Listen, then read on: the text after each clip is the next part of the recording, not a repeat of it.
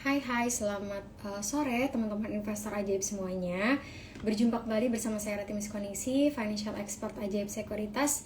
Di hari ini teman-teman saya nggak sendiri.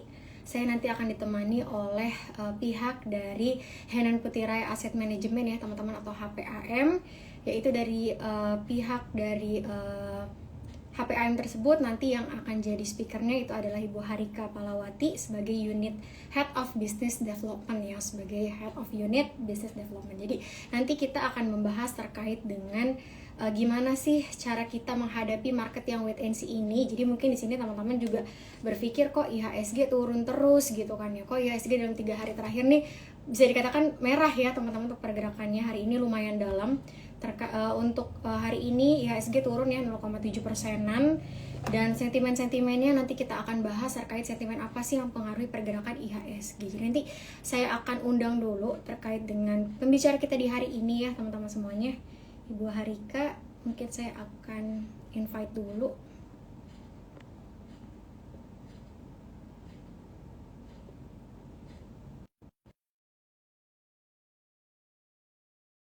Ya, jadi mungkin buat teman-teman yang penasaran gimana sih pergerakan IHSG saat ini gitu kan, sektor-sektor apa aja yang menarik dan alokasi aset apa aja yang menarik di saat bisa dikatakan marketnya tuh lagi wait and see ya teman-teman untuk di periode saat ini. Jadi nanti kita akan tanya-tanya, kita akan bahas terkait dengan sentimen-sentimen apa yang mempengaruhi pergerakan di pasar ekuitas maupun juga nanti ada reksadana dan juga obligasi.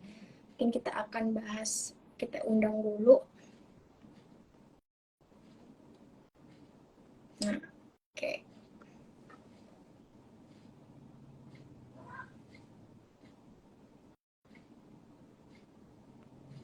Oke, halo, Halo selamat Harika, selamat siang. sore. Untuk Harika, teman-teman ajaib biasanya dipanggil apa nih? investor ajaib sekuritas. Oke, baik. Selamat sore, investor ajaib sekuritas. Apa kabar semuanya? Apa kabar Mbak? Baik, alhamdulillah. Gimana nih Mbak Harika, kita hari ini mau ngobrol-ngobrol terkait dengan sektor, terkait dengan market yang biasa dikatakan saat ini tuh lagi wait and see gitu kan ya, Iya, ya Mbak ya. betul banget Jadi nih Mbak. mungkin kita akan bahas kira-kira alokasi aset mana aja sih yang menarik di saat marketnya tuh lagi wait and see saat ini.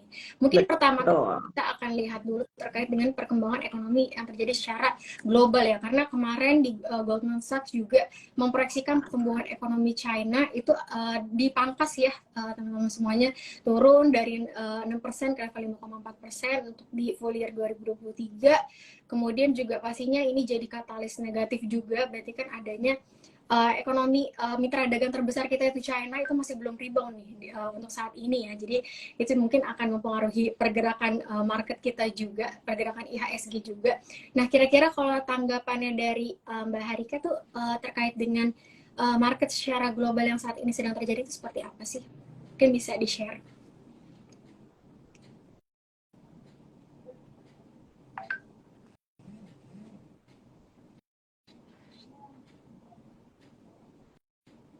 Halo?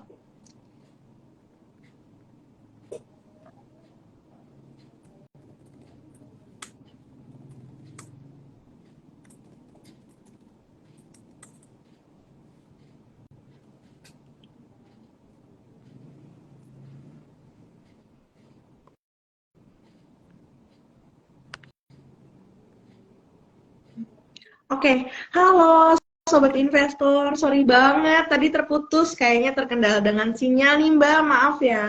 Nggak apa-apa Mbak Harika. Mungkin bisa di-sharing terkait dengan perkembangan ekonomi yang terjadi secara global ini, kira-kira berdampak nggak sih buat pasar modal kita gitu, baik itu instrumen reksadana Oke, maupun juga di sahamnya itu sendiri. Kalau menurut dari Mbak Harika seperti apa? oke, siap.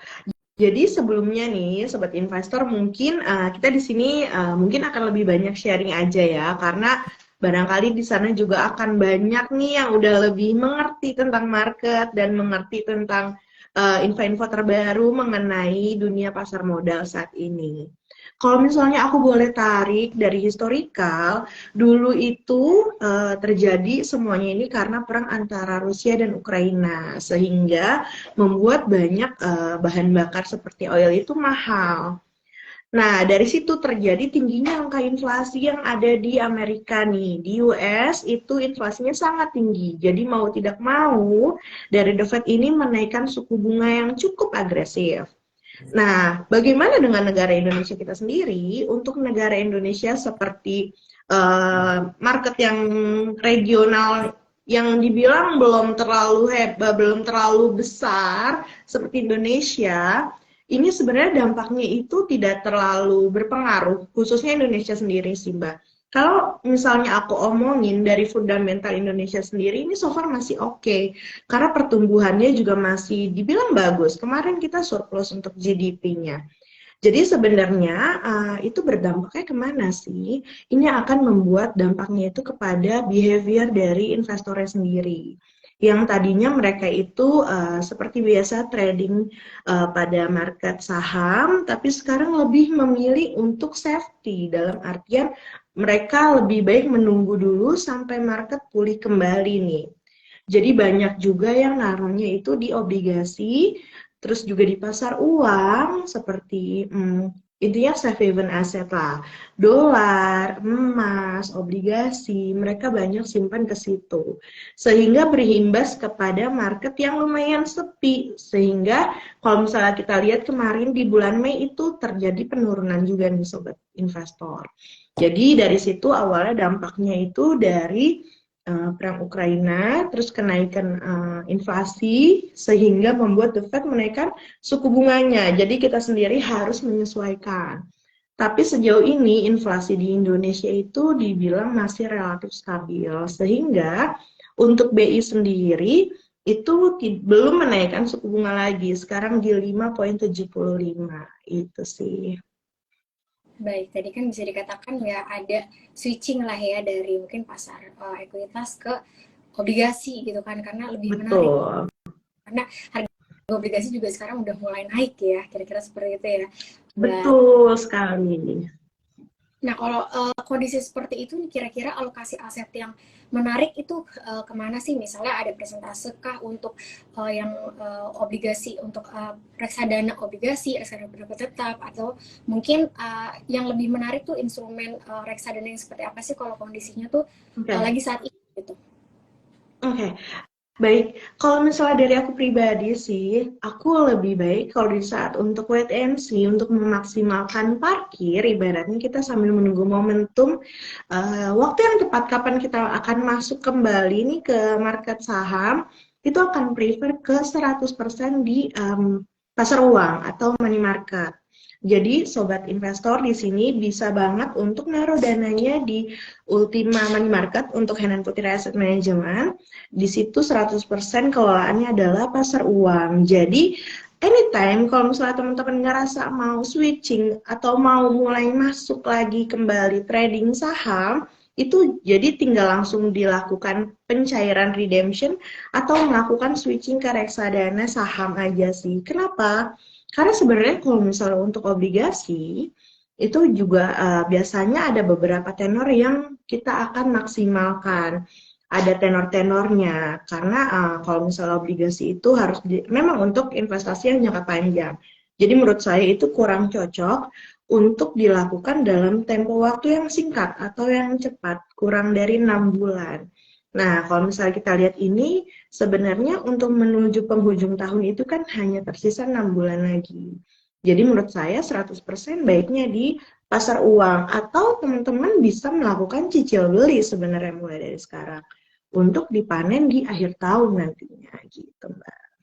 Jadi untuk saat kondisi seperti ini lebih disarankan untuk reksadana pasar uang dan juga reksadana pendapatan tetap, kira-kira seperti itu ya, Mbak. Betul. Nah, kalau untuk selanjutnya kan di minggu ini tuh ada proyeksi terkait dengan suku bunga ya, suku bunga Bank Indonesia nih untuk di minggu Mhm, ini gitu kan. Nah, mhm, proyeksi dari betul. PAM sendiri ini untuk suku bunga BI apakah masih ditahan di level 5,75% ataukah mungkin ada cut the rate nih, mungkin cut 25 bips atau seperti apa proyeksinya? Oke, kalau misalnya kita lihat dari historical, The Fed sendiri itu menaikkan suku bunganya lumayan cukup agresif di tahun 2022 dan kemarin juga masih menaikkan suku bunganya. Hingga sampai saat ini kita masih menunggu apakah The Fed masih menaikkan 25 BPS. Tapi kalau misalnya aku lihat sendiri dari inflasi kita sejauh ini, sepertinya BI masih akan tetap menahan suku bunganya sampai kita bisa melihat lagi apakah inflasi ini masih bisa under control atau udah mulai tidak sudah ada mulai di atas ekspektasi kita. Jadi kalau misalnya kita lihat dulu bagaimana kondisinya, karena menurut saya sih sejauh ini dari kita lihat dari konsumsi masyarakat juga itu semuanya masih under control. Jadi menurut saya itu masih sesuai dengan BI yang sebelumnya di 5,75. Tapi kita lihat dulu ya apakah dengan kenaikan suku bunga The Fed ini akan mempengaruhi kita cukup banyak atau signifikan, nanti mungkin akan diupdate lagi selanjutnya. Oke, baik. Jadi proyeksinya untuk BI yang akan RDG di minggu ini ya, Mbak Erika, Ya, kan masih akan menahan ya mereka punya suku bunga di level 5,75%. Nah, untuk level BI yang akan menahan mereka tahan mereka punya suku bunga, nah ini akan bagus nggak sih buat instrumen investasi tertentu? Mungkin bisa di-sharing nih. oke. Sebenarnya kalau misalnya untuk suku bunganya ditahan, itu akan berdampaknya lagi kepada banyak sih, banyak tipikal investor. Ada yang masih akan stay kepada obligasi. Karena sebenarnya kalau misalnya kita lihat ya Mbak, itu kemarin seperti suku tabungan, itu banyak sekali investor yang masuk bahkan di luar dari target ekspektasi pemerintah. Jadi banyak investor yang masuk dananya ke sana. Tapi balik lagi, kalau misalnya ternyata market sekarang udah mulai, sebenarnya market ini berkebalikan ya. Kalau misalnya ternyata dari suku bunganya diturunkan, mungkin investor akan banyak masuk ke market saham. Tapi kebalikannya, kalau misalnya naik, banyak juga investor yang lebih memilih untuk safe haven aset. Kenapa? Karena dari behavior para investor ini, mereka akan mencari keuntungan yang setinggi-tingginya dengan rasa senyaman-nyamannya. Jadi balik lagi ke prinsip itu sih, karena menurut saya kalau misalnya memang ternyata akan tetap ditahan, menurut saya kondisinya masih akan tetap wait and see sampai kita bisa melihat apakah The Fed akan menurunkan suku bunga ataukah mungkin di tahun ini yang kemungkinan masih sangat kecil ataukah di tahun depan sih. Karena di tahun depan juga sebenarnya kita banyak sentimen yang harus kita lihat ya. Salah satunya itu pemilu dan juga ada juga pelambatan ekonomi. Itu sih yang harus diperhatikan mulai dari tahun depan. Nah, tadi kita udah mungkin Mbak Erika tadi mention terkait dengan pemilu. Dan biasa kalau terjadinya pemilu gitu kan, pre-election gitu kan, saat ini kan di tahun 2024, pemilu tuh udah bentar lagi di tahun 2024. Nah, kira-kira di sini biasanya secara historis, aset apa sih yang mungkin bisa diuntungkan gitu dengan adanya pemilu? Dan mungkin kalau untuk sektoralnya juga bisa di-spill nih Mbak. Kira-kira sektor yang menarik menjelang pemilu tuh apa sih? Mungkin bisa di-share nih ke teman-teman investor aja semuanya. Oke, sebelumnya mungkin teman-teman udah tahu ya, kalau misalnya banyak asing juga nih yang udah mulai ngelepas bank kemarin dan bank-bank kemarin itu memberikan dividen yang lumayan cukup besar. Sektor perbankan kemarin sedang tampil lah ibaratnya. Nah, kalau aku lihat di kuartal 2 dulu ya Mbak, dari kuartal 2 tahun 2023 mungkin sektor-sektor defensif seperti retail, terus juga healthcare, bank sama telekomunikasi itu akan oke untuk kedepannya. Nah, kalau misalnya untuk electionnya ini sendiri sih dalam sektor telekomunikasi itu biasanya sih pasti menghijau sih Mbak. Ada juga beberapa sektor perbankan juga akan menghijau. Tapi teman-teman ini menarik karena sebenarnya sektor properti juga teman-teman harus bisa diamati, mulai bisa cicil beli atau juga mulai dianalisa, itu juga akan menarik sih ke depannya. Seperti itu sih sobat investor. Tapi kalau misalnya sobat investor nggak mau pusing, kayak aduh sektor apa yang akan menghijau, udah langsung aja taruhnya di reksadana, bener nggak Mbak? Biar langsung dikelola sama ahlinya gitu. Jadi buat teman-teman semuanya mungkin kalau misalnya teman-teman bingung gitu kan ya gimana sih cara pembobotannya ya di saham blue chipnya berapa persen ya, terus kemudian di saham growth stocknya berapa persen. Nah itu biasanya investor yang nggak mau pusing itu biasanya akan pilih produk reksadana ya teman-teman semuanya karena lebih karena dikelola oleh ahlinya ya. Jadi istilahnya dikelola oleh orang yang lebih paham kira-kira seperti itu. Dan tadi untuk sektor menarik jadi bisa disimpulkan tadi ada consumer ya untuk menjelang pre-election, kemudian ada telekomunikasi dan banking ya. Jadi tiga sektor tersebut jadi mungkin sektor yang mungkin bisa teman-teman watch ya di tengah memang menjelang pemilu ya teman-teman pre-election karena secara historis pun juga bisa dikatakan ya sektor tersebut tuh perform ya teman-teman ya. Jadi mungkin di sini kita akan selanjutnya bahas terkait dengan sektor properti ini. Mungkin di sini teman-teman semuanya melihat properti itu udah mulai rebound gitu kan dari sektoralnya. Nah, apakah sektor properti itu punya potensi nggak sih ke depannya untuk terus menguat gitu? Karena kan bisa dikatakan suku bunga juga masih tinggi. Terus kemudian kalau kita lihat properti di China juga masih belum rebound kan. Makanya kemarin memangkas mereka punya suku bunga ya 10 bips ya teman-teman ya untuk mereka punya 7 days reverse repo-nya di level 1,9% dari sebelumnya di level 2%-an untuk mereka punya suku bunga. Jadi ada pemangkasan ini juga hopefully bisa mendorong sektor properti juga nih kira-kira seperti itu. Dan kalau kita lihat di Indonesia, apakah di tengah suku bunga yang masih tinggi seperti ini, kemudian juga kalau kita lihat properti di China yang juga masih rebound, yang bahkan properti di China itu salah satu sektor yang paling terpuruk gitu kan ya. Nah, kalau di Indonesia sendiri ini proyeksinya seperti apa sih, Mbak Herika? Oke, berarti untuk proyeksi sektor properti ya Mbak ya. Sepertinya kalau misalnya untuk properti, untuk penjualan rumah, itu kayaknya sepertinya akan meningkat nih. Yang seperti tadi Mbak bilang, untuk sentimennya itu penjualan rumah akan meningkat. Terutama untuk first home buyer. Jadi kalau misalnya kita tahu sendiri bahwa dari pemerintah juga mendukung bahwa untuk first buyer, jadi untuk pembelian rumah pertama, mereka itu diberikan keringanan untuk DP-nya itu bisa 5%. Nah, dari sektor itu juga, dari sentimen itu juga yang bisa membuat penjualan rumah ini meningkat. Tapi kalau misalnya kita lihat untuk sektor office dan juga apartemen sepertinya masih lesu. Nah, jadi untuk estimasi kalau misalnya suku bunga turun, sepertinya sektor properti ini akan outperform sih. Jadi kalau misalnya teman-teman mau koleksi untuk sektor saham properti ini boleh dicermati seperti yang tadi saya bilang nih, Mbak. Oke, jadi untuk saat ini bisa di wait and see, untuk bisa dicermati ya kira-kira seperti itu untuk Betul. properti ya walaupun memang secara global itu masih belum mendukung kira-kira seperti itu ya Mbak Herika ya karena di China pun ya tadi yang tadi saya udah mention ya terkait dengan sektor properti itu salah satu sektor yang masih suram lah ya di sana karena bisa dikatakan orang beli yang lain aja tuh enggak gimana beli properti gitu kan ya makanya ada Iya. pemotongan bunga untuk membangkitkan lagi nih pertumbuhan ekonomi domestiknya di China. Nah, kalau kita lihat tadi udah sektor properti kita udah bahas, kemudian juga tadi beberapa sektor yang menjelang pre-election tadi mungkin kita udah bahas dan untuk produk dari HPAM-nya sendiri ini kira-kira mungkin bisa dijelasin nih Mbak Harika ya terkait dengan produk HPAM. Kira-kira yang paling menarik dan mungkin bisa dijadikan teman-teman watchlist tuh yang Oke, jadi untuk sobat investor yang belum tahu mengenai Henan Putri Asset Management atau biasa disebut dengan HPAM, kami sebenarnya memang sudah mature ya Mbak ya, kita sudah melewati beberapa kali masa krisis. Karena kami salah satu pendiri Bursa Efek juga dari tahun 1990 hingga saat ini.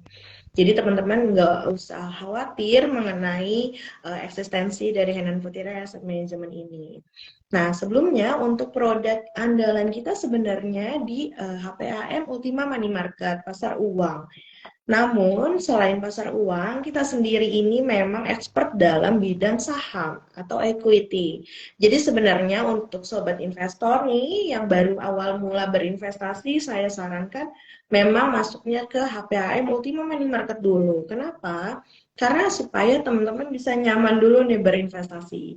Karena kalau misalnya pada awal mula investor baru mau berinvestasi, lantas ternyata dia tidak bisa menerima resiko atas penurunan harga atas saham, biasanya itu langsung trauma nih.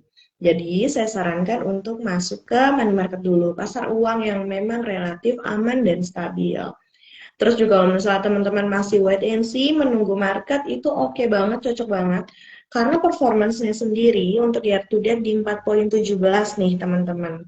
Teman-teman bisa langsung cek di Ajaib, bisa langsung beli untuk HPAM Ultima Money Market di pasar uang dan HPAM Ultima Equitas 1 untuk saham. Nah, kalau Ultima Equitas saham sendiri di sini menariknya adalah kita ada untuk portofolio yang di dalam perusahaan kita ini atau produk kita ini, jadi kita mengkoleksi memang saham-saham yang masih under value. Sehingga untuk kedepannya kita meyakini bahwa perusahaan tersebut akan memiliki laba sehingga laba yang besar sehingga itu mempengaruhi kepada performance kita. Jadi sebenarnya teman-teman bisa dilihat dari historical. Misal sekarang lagi minus. Nah, itu adalah waktu yang tepat untuk teman-teman beli. Kenapa? Karena kalau misalnya teman-teman ibaratnya beli barang ya Mbak, kalau misalnya kita beli pasti belinya harga murah dong, supaya mendapatkan keuntungan yang maksimal nantinya dan jualnya di harga yang tinggi. Nah, teman-teman bisa ngeliat nih kalau misalnya teman-teman memiliki tempo waktu untuk berinvestasi hingga akhir tahun, teman-teman cocok untuk beli di HPAM Ultima Equitas 1 ini. Kenapa? Biasanya dalam 1 tahun kita performance itu oke banget loh Mbak, karena kita juga mendapatkan beberapa awards dari lembaga yang oke juga nih seperti di Bloomberg, Infovesta, majalah investor seperti itu. Jadi sebenarnya sobat investor di sini boleh banget untuk membeli kedua produk ini atau melakukan diversifikasi. Jadi balik lagi ya ke tipe investornya seperti apa. Mungkin kalau teman-teman yang konservatif itu tadi bisa collect nih reksadana pasar uang ya dari HPAM. Kemudian mungkin buat teman-teman yang tipenya tuh lebih ke moderate to agresif, mungkin bisa collect tadi reksadana sahamnya ya teman-teman semuanya. Tadi juga dijelasin sama Mbak Herika terkait dengan sahamnya itu biasanya di pembobotannya di saham-saham yang under value ya teman-teman. Jadi ada si growth yang lebih tinggi lagi nih ke depannya, potensi yang mungkin masih bisa lah capai PI-nya ya, yang PI normalnya teman-teman. PI bisa dikatakan yang memang standar harga wajarnya ya teman-teman ya, jadi bisa dikatakan seperti itu. Nah oleh karena itu mungkin teman-teman tadi bisa di watch untuk produk pasar uangnya tadi ada HPM Ultima Money Market ya. Kemudian untuk yang reksadana pasar sahamnya juga tadi bisa di watch juga nih buat teman-teman yang tipe investornya tuh tadi moderate to agresif ya. Kira-kira seperti itu. Dan tadi kita udah bahas terkait dengan produk dari HPAM ya, Mbak Herika. Mungkin bisa dijelasin nggak sih gimana sih cara teman-teman investor di sini buat tahu kinerja dari reksadana tersebut gitu kan? Mungkin teman-teman di sini masih ada juga nih yang baru yang belum mengerti kira-kira cara menganalisis reksadana tuh dari mana sih? Nah, mungkin bisa di-sharing. Oke, baik. Jadi sebenarnya teman-teman itu sebelum menganalisa suatu manajer investasi, itu teman-teman harus bisa mengetahui seperti apa profil risiko diri teman-teman masing-masing. Misal, jikalau teman-teman punya dana 10 juta atau 1 juta dalam tempo 1 tahun, apakah teman-teman bisa menerima penurunan hingga dari 20%? Jadi kalau misalnya teman-teman kayak, aduh punya uang 10 juta setahun tapi malah minus 2 juta, kayak nggak siap deh. Atau teman-teman kayak, ya udahlah namanya juga investasi untuk jangka panjang. Nah, kan ada beberapa tipe orang-orang yang berbeda nih. Jadi kalau misalnya ternyata teman-teman tipe yang kayak bisa menerima resiko, itu berarti teman-teman agresif nih. Jadi teman-teman bisa masuk ke dalam instrumen yang agresif juga. Nah, jadi sebelum teman-teman mau berinvestasi di manajer investasi apa, teman-teman harus tahu nih profil resiko teman-teman seperti apa. Yang kedua, kalau misalnya teman-teman baru mau mulai berinvestasi, teman-teman harus banget ngeliat company profile dari perusahaan tersebut nih. Sudah berapa lama mereka berdiri, Terus juga dananya dikelola dengan seperti apa, manajer investasinya harus dicari tahu sih. Karena itu adalah ibaratnya teman-teman mau berinvestasi, teman-teman harus tahu teman-teman naruh uangnya di mana gitu. Dan teman-teman juga harus mengetahui bahwa investasi yang benar itu nggak ada yang namanya transfer atas nama satu perorangan, yang kedua atas nama perusahaan. Biasanya kalau untuk reksadana itu ada pihak ketiga yaitu bank kastedian, yang dimana itu adalah tempat penampungan dana dari seluruh investor. Jadi nggak ada tuh yang atas nama perusahaan atau atas nama perorangan. Nah, teman-teman harus concern di situ untuk menghindari investasi bodong. Nah, yang ketiga yang teman-teman harus tahu, teman-teman setelah mengetahui profil resiko tadi, setelah mengetahui company profilnya seperti apa, teman-teman bisa memilih produk yang sesuai dengan profil resiko teman-teman. Jadi jangan sampai teman-teman berinvestasi, tapi malah nggak bisa tidur mikirin porto.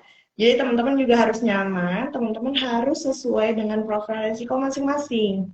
Kalau misalnya ternyata teman-teman tipe yang agresif, terus mau coba masuk ke pasar uang nggak apa-apa, tapi kudu sabar.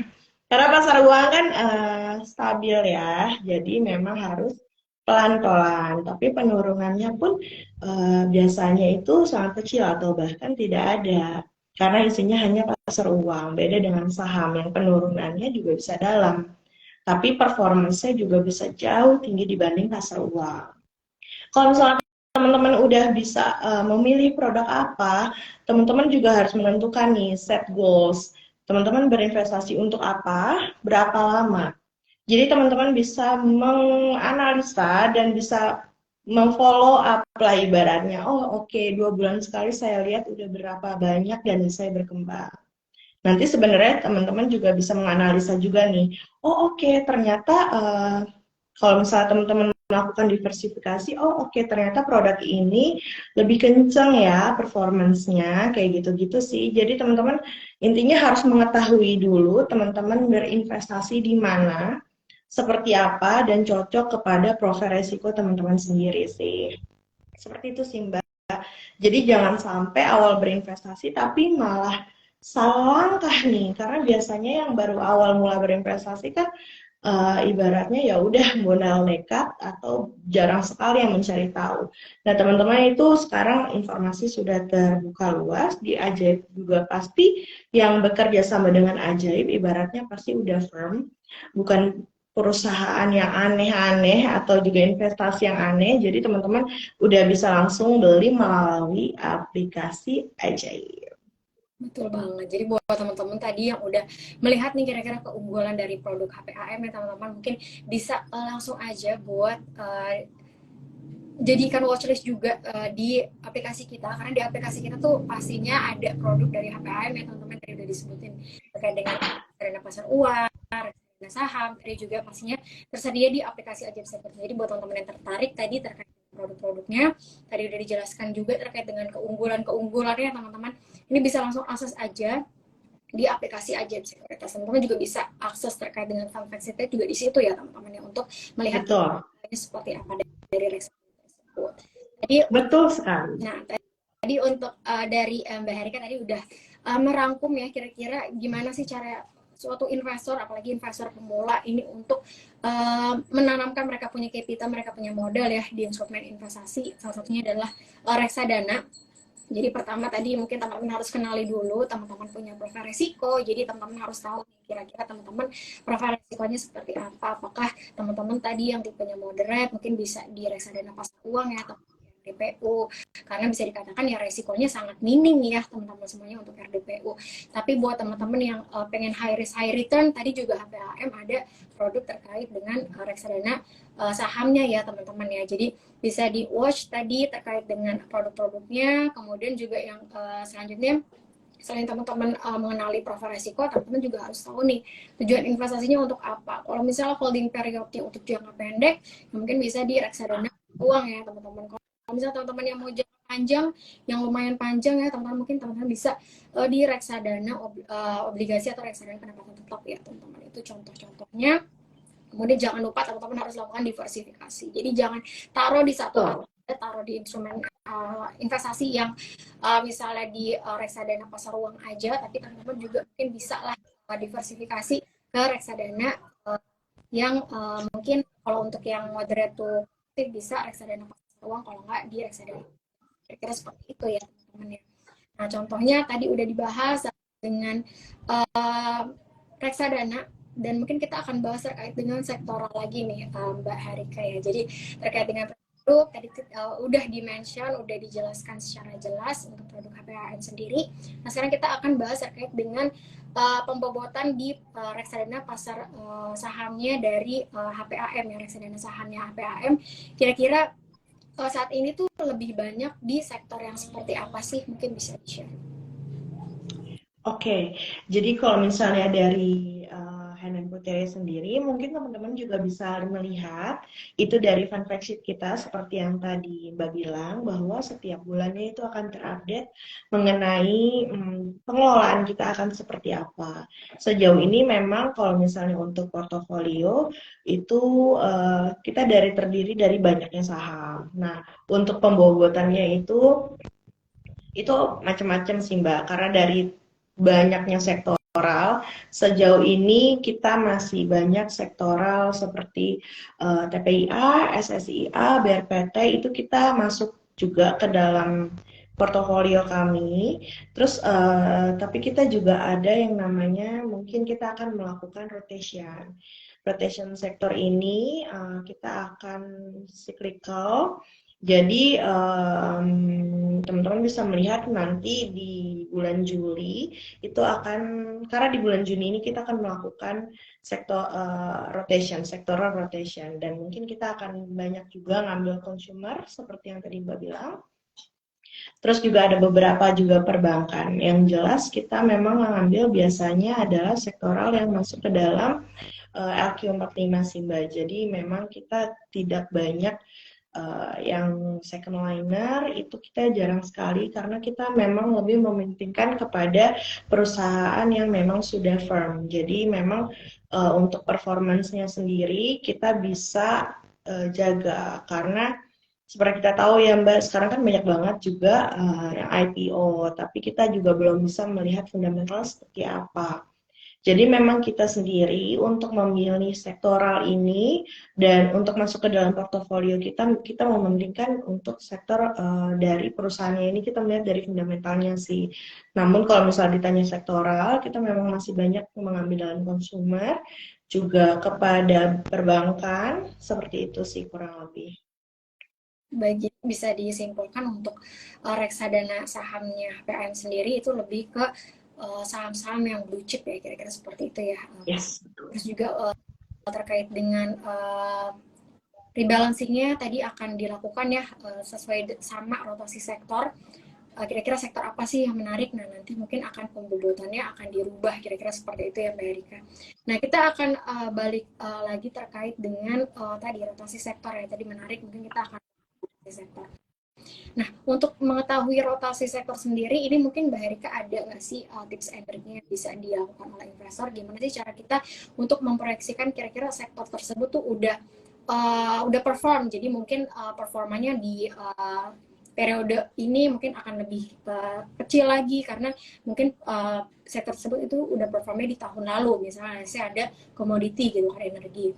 Nah mungkin gimana sih cara untuk HPAM sendiri ini menilai nih suatu sektor itu menarik ya, di tengah memang sektor itu kan nggak mungkin sama ya dalam satu periode tertentu gitu kan, pasti sektor itu kan pasti berubah gitu, jadi pasti ada sektor yang perform dan juga ada perform. Nah, gimana sih cara memproyeksikan atau memprediksi wah kira-kira sektor tersebut tuh akan perform nih di periode yang saat ini gitu. Oke. Jadi kalau misal kita mau menilai sektoral apa aja sih yang akan perform, tentu kita juga harus melihat iklim dari investasi tersebut saat ini seperti apa. Kalau misalnya kita menghadapi pemilu di tahun depan, kita udah mulai ancang-ancang mungkin dari sebelum akhir tahun ya. Kita udah pasang sih kayak seperti consumer, terus juga properti, terus juga telekomunikasi, itu kita mungkin udah mulai koleksi sih Mbak. Nah, kalau misalnya caranya untuk menilai, mungkin dari sahamnya sendiri. Kita bisa melihat dari PE-nya dia itu berapa, dan apakah ini saham akan berpotensi lagi ke depannya. Kita lihat dari fundamentalnya juga. Lalu setelah itu kita mungkin akan kita bandingkan sekiranya kalau misalnya kita ada beberapa faktor sih, kalau misalnya memang ternyata performance-nya masih oke, tapi ternyata memiliki historical atau juga sesuatu yang dari perusahaannya kurang baik, kita akan mempertimbangkannya lagi, walaupun kedepannya proyeksinya akan naik banyak atau sepertinya akan naik besar nih, tapi kita lihat lagi. Biasanya kalau misalnya akhir tahun ini, itu juga energi akan oke. Kenapa? Karena kebutuhan dari Europe sendiri itu kan mengenai minyak, bahan bakar, itu juga akan banyak dari Indonesia. Jadi mungkin itu akan cocok juga untuk dikoleksi. Jadi sebenarnya untuk investasi sendiri sektoral seperti apa, teman-teman juga harus update dalam setiap harinya sih mengenai apa yang terjadi. Seperti itu sih. Kalau misalnya kita lihat, teman-teman bisa lihat, kalau misalnya teman mau ambil aman aja, mungkin bisa diambil di sektor perbankan. Itu masih akan oke sih. Tapi kalau misalnya dari bagaimana cara HPAM sendiri untuk manage portofolionya, itu banyak hal yang dilakukan sih. Dari screening, terus juga dari analisa, itu akan banyak hal yang dilakukan. Tapi of course kita akan memilih saham-saham yang memang sekiranya memiliki fundamental yang baik dan sekiranya value-nya nanti akan meningkat di depannya itu sih. Jadi memang kita lebih memilih untuk menjadi alpha seeker sih Mbak.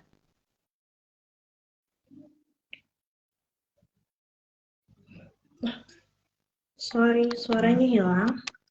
Oke, jadi bisa dikatakan untuk pemilihan sektornya tadi tergantung terkait dengan mungkin sentimen yang terjadi secara global, ada apakah ya kalau misalnya ada pelemahan ekonomi mungkin ya kita bisa wait and see dulu nih buat saham-saham yang memang cyclical seperti itu ya, jadi bisa ke saham-saham yang Tuh. mungkin defensif gitu ya. Kemudian tadi terkait dengan saham-sahamnya juga dipilih juga nih sahamnya kalau bisa sih punya PI yang lebih rendah juga tadi sesuai dengan sektornya juga, jadi dibandingkan sama sektornya dan di sektor tersebut mungkin bisa dikatakan ada saham yang di sektor sama tapi punya PI yang lebih rendah, otomatis kan masih punya upside yang lumayan signifikan nih untuk ke nilai wajarnya ya, kira-kira seperti itu. Jadi nilai intrinsiknya masih bisa dikatakan kalau PI-nya rendah tuh masih di bawah lah ya, jadi masih ada potensi untuk menuju PI Tuh. PI nilai wajarnya ya teman-teman ya. Mungkin di sini buat teman-teman semuanya yang lebih jelasnya lagi bisa langsung aja akses dari fun fact sheet-nya ya teman-teman ya, karena semuanya itu pasti akan ada di situ ya, terkait dengan Betul. pembobotannya, terkait dengan isinya tuh apa aja sih dari instrumen reksadana saham tersebut. Nah ini mungkin buat teman-teman semuanya yang ingin bertanya bisa langsung tanyain aja di kolom Q&A karena nanti akan dijawab Erika terkait dengan pertanyaan yang diajukan oleh teman-teman. Ini ada yang udah masuk Mbak Erika. Ini dari Kak Aldria Enko terkait dengan strategi pemilihan saham HPAM Flexi Plus dan HPAM Ultima Equitas 1 apakah sama atau berbeda nih? Mungkin bisa di-share. Okay. Kalau misalnya untuk HPAM Ultima Equitas 1 dengan Flexi Plus tentu berbeda, karena untuk Flexi Plus sendiri ini adalah balance fund, yang dimana ini adalah produk campuran nih. Jadi tentu di dalamnya ada porsi untuk obligasi. Tapi untuk sektor sahamnya, keduanya ini memiliki sektoral yang memang kita lihat mungkin kurang lebih sama untuk penempatannya, karena kita yakini bahwa perusahaan yang masuk ke dalam portofolionya itu adalah perusahaan yang akan memiliki value yang besar di nantinya. Jadi kita memang udah mengkoleksi itu dari awal tahun, jadi menurut saya belum ada banyak pergantian sih. Cuma untuk portonya, pembagian portonya aja yang berbeda, karena untuk Ultima Equitas 1 itu memang saham. Jadi nggak ada obligasinya nih. Tapi kalau untuk Flexi Plus karena ada obligasinya, jadi memang ada porsi untuk di obligasinya itu. Karena kan dia campuran, jadi memang ada porsi untuk obligasi. Nah, jadi pastinya berbeda ya untuk pemilihannya ya Mbak Erika ya. Jadi Betul. plus itu karena memang campuran jadi adalah obligasinya gitu di dalamnya. Kalau ekuitas ini memang lebih besar ke saham gitu ya, kira-kira seperti itu nih uh, Betul. untuk isinya, untuk portofolionya. Kemudian mungkin kita akan bahas pertanyaan lainnya.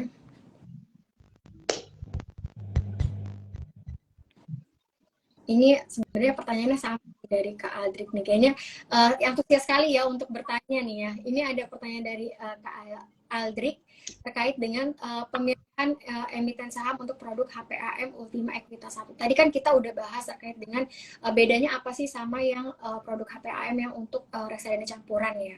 Nah, untuk Ultima Equitas 1 ini contohnya apa sih saham yang ada di dalamnya nih Mbak Harika? Mungkin buat teman-teman semuanya kalau misalnya mau lebih jelas lagi mungkin bisa diakses fun fact sheet-nya ya teman-teman ya di situ nanti. Betul. Jadi kalau misalnya dari portofolionya sendiri yang masuk ke dalam Ultima Equitas 1 itu ada, dan tadi aku bilang juga teman-teman itu ada TPIA, ada BRPT, dan ada beberapa bank.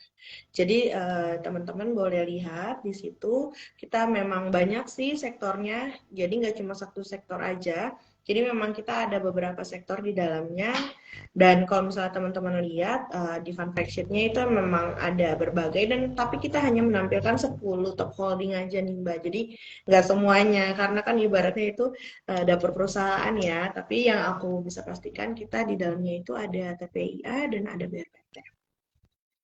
Baik, tadi udah di-mention ya teman-teman semuanya tadi terkait dengan saham-saham apa aja untuk di produk HPAM Ultima Equitas 1.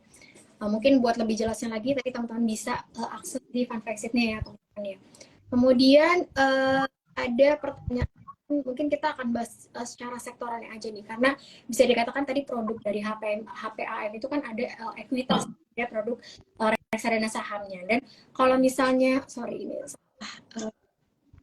pertanyaan, kalau misalnya dari HPAM sendiri ini melihat sektornya aja ya, kita nggak bahas sahamnya. Kalau untuk di sektor tech itu kira-kira seperti apa sih pandangan dari pihak HPAM gitu? Di sektor apa Mbak? Sorry? Sektor tech Mbak Harika. Oh, teknologi. Oke, baik. Jadi kalau misalnya dari sektor teknologi nih, teman-teman, mungkin itu sempat ini juga ya, maksudnya ramai diperbincangkan. Jadi sebenarnya kalau dari sektor teknologi sendiri sebenarnya oke juga untuk teman-teman koleksi, tapi kalau dari Hanan Putire sendiri untuk sektor teknologi memang belum masuk ke dalam portofolio kita nih teman-teman. Karena kita ini memang banyak besar itu di consumer, terus juga di cyclical, terus di financial, dan juga di industrial. Tapi kalau misalnya teman-teman mau mencermati sektor teknologi, itu boleh juga dicermati beberapa, cuma teman-teman harus perhatikan untuk PA-nya, karena banyak yang ternyata PA-nya udah tinggi nih teman-teman. Jadi teman-teman kalau misalnya untuk pembelian atau mau mengkoleksi di sektor teknologi, teman-teman boleh diperhatikan PA-nya. Teman-teman juga harus melihat, mungkin kalau misalnya emang untuk dari fundamental dan teknikal, teman-teman juga harus perhatikan itu sih menurut saya. Baik, jadi tapi not bad lah untuk dikoleksi dalam tahun ini atau tahun depan boleh. Cuma mungkin teman-teman boleh pembagian diversifikasinya jangan terlalu cukup besar sih menurut saya.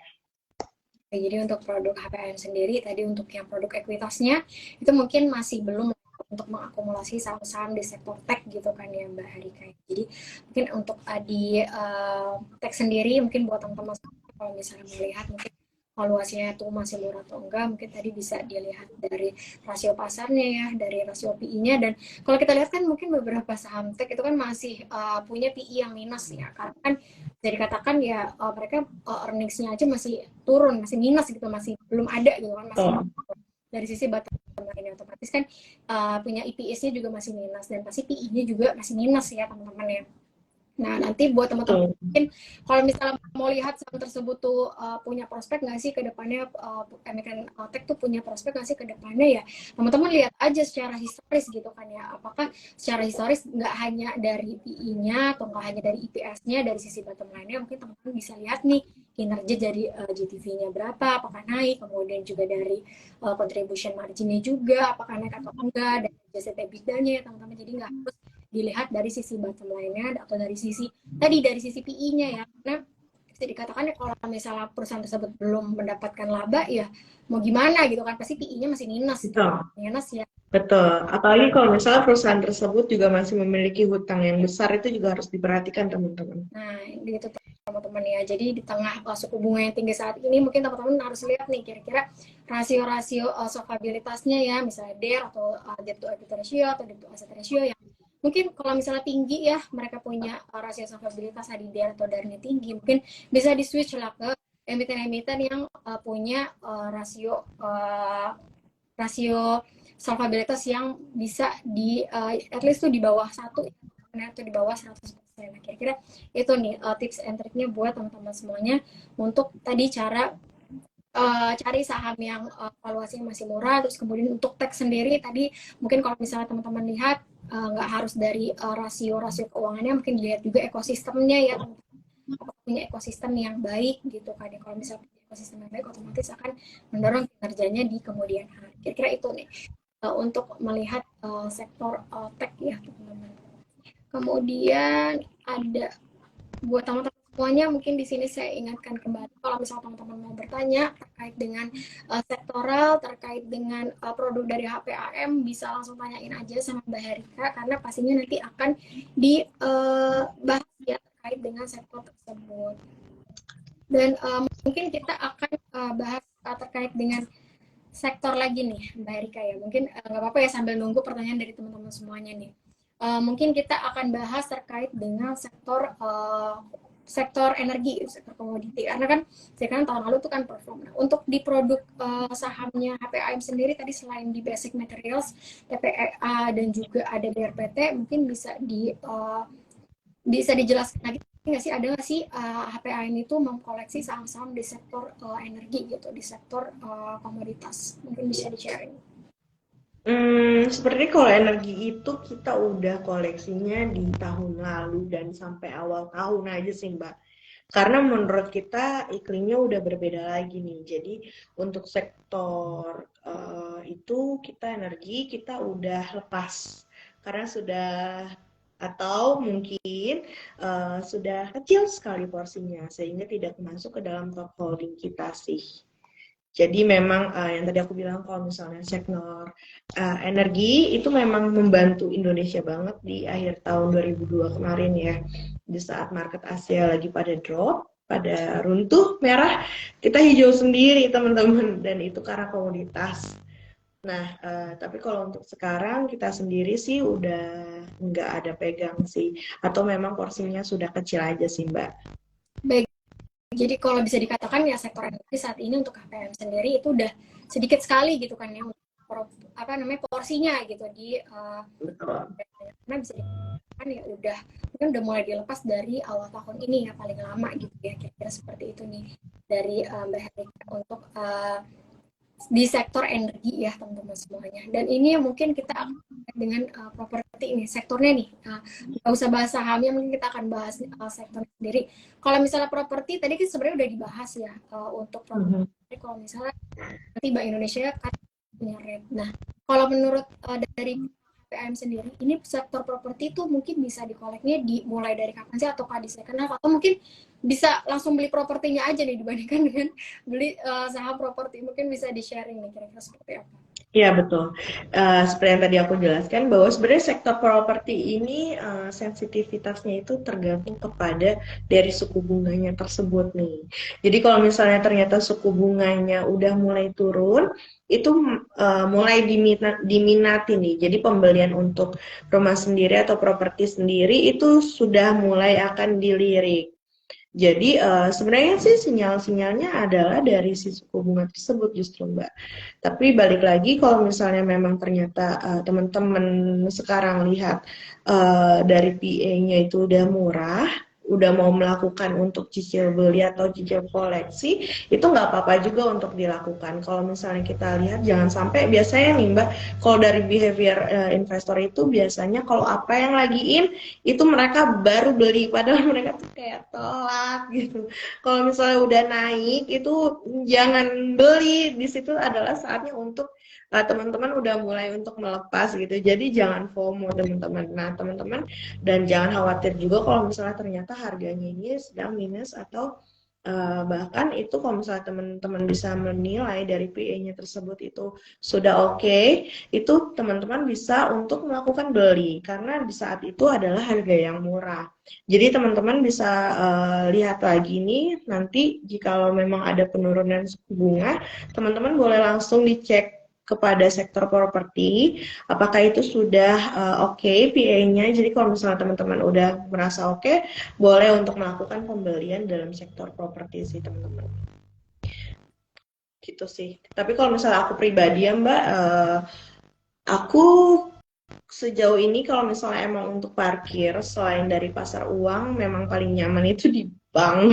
Jadi untuk sektor bank itu masih oke sih, teman-teman bisa cek dalam sektor perbankan sih. Baik, jadi bisa dikatakan ya masih lebih ke sektor banking ya, apalagi big banks. Nah, buat teman-teman semuanya mungkin di sini teman-teman yang mungkin baru-baru gitu kan sebagai investor mungkin bisa dicek dulu nih saham-saham yang memang bisa dikatakan masuknya tuh ke big banks ya teman-teman. Karena big banks itu bisa dikatakan ya proyeksinya mungkin dalam 5 sampai 10 tahun ke depan ya akan growth gitu kan, akan